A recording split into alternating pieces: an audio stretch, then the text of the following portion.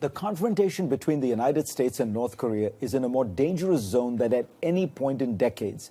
Each side has announced tough positions, issued threats, underscored that its positions are non-negotiable.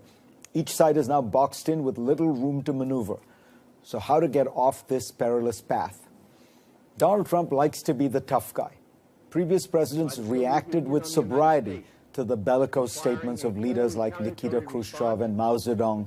The United States was always disciplined, cautious. It was the other guys who did the crazy talk. But Trump seems determined to have the last insult.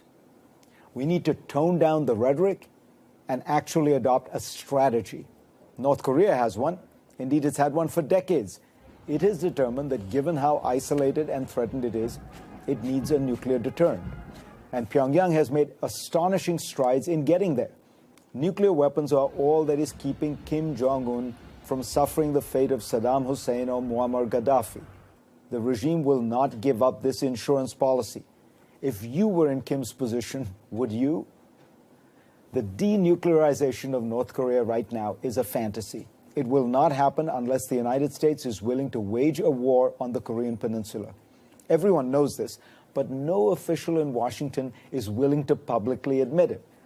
So the U.S. has now adopted a zombie policy, one that has no chance of success, but staggers along nonetheless.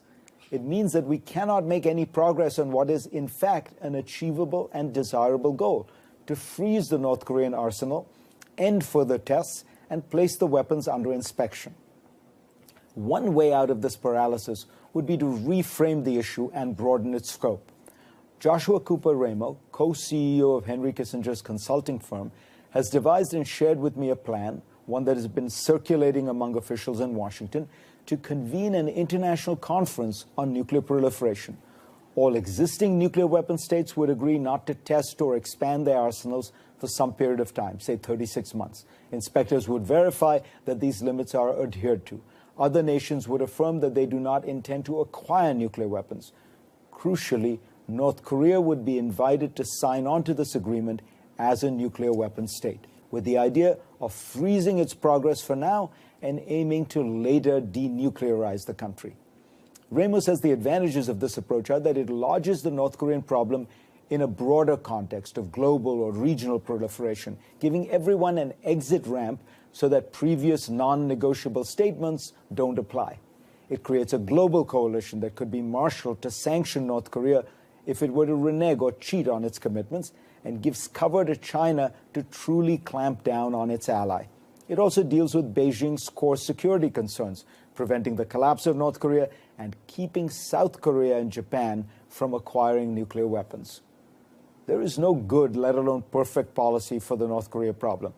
But the Trump administration does need to stop the insults, to get serious, and try to find some way to stabilize this situation.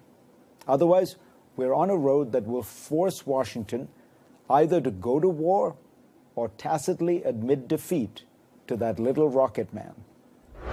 For more, go to cnn.com/Fareed and read my Washington Post column this week.